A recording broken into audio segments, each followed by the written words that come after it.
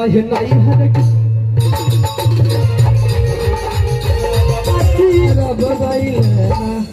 रे बबुआ तनी बैठ ना। अगर सही बताओ, अगर तुम्हारे सजनमा जी तुमसे अगर 1 साल से दूर रहे तो कैसा महसूस करोगे? Tell me.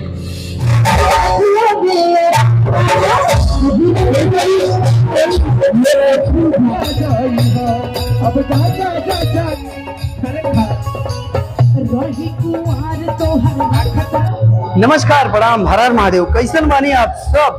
तो कैसे हैं आप सब? वेलकम टू माय न्यू ब्लॉग वीडियो। तो गाइस, आज का जो प्यारा सा ब्लॉग होने वाला है भैया, माइक देख रहे हैं ना, प्रोग्राम रेडी है, चल रहा होगा प्रोग्राम, अभी दिखाएंगे आप सबको। और आज प्रोग्राम है भैया, तो मिलवाएंगे 2-4 जो परियां हैं उनसे भी मिलवाएंगे आप सबको।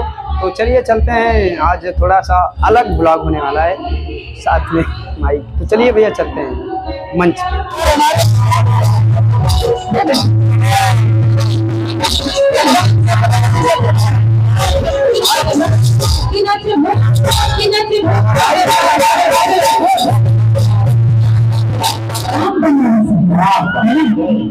तो बनारसी है तो हम लोग मिले हैं बाबा के आशीर्वाद से।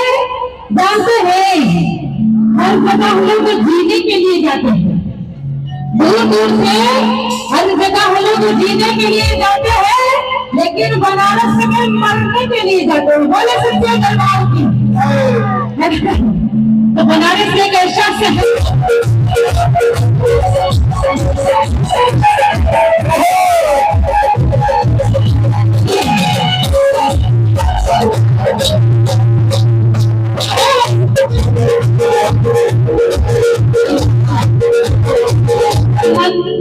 अब ऊपर की ओर उड़ रहा है, हमको पता है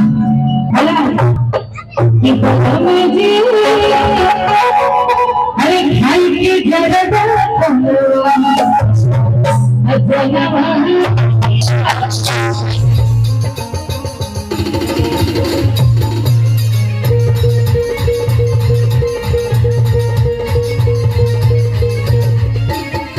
बिना भूखा तया चार हो और निकाले नहीं बने राह नहीं हर के फरग कि सही आया रब गईले मेरा कि राजा जी रब गईले ना। रुक रे बबुआ तनी बैठ ना। अगर सही बताओ, अगर तुम्हारे सजनमा जी तुमसे अगर 1 साल से दूर रहे तो कैसा महसूस करोगे? Tell me. Oh my God. तो राजा जी गईले लास्ट लाइन है, एकदम ताली बजा के हल्ला मचा के कैसे सफेद पद के तरह संगे है ना।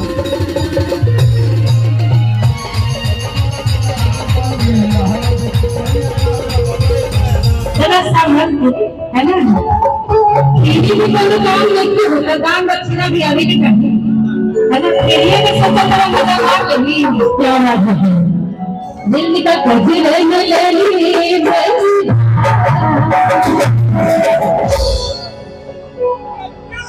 जितने भी बच्चे हैं यहाँ जो शरारत कर रहे हैं, कम से कम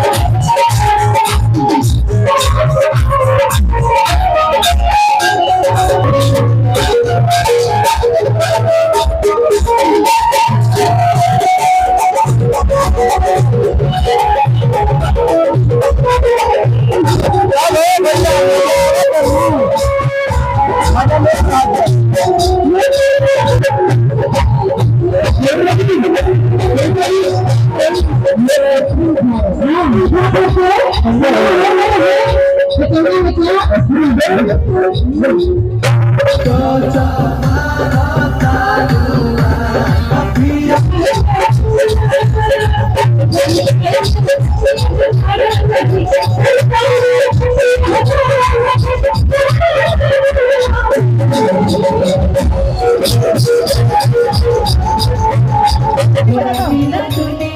भैया हो अब जा जा जा जा भुला जाइबा अब जा जा जा जा जा जा जा भुला जाइबा। ये सुना ए भैया भाई तरक का बात कर भी सुना याद कर जहिया कुआरे रहलू याद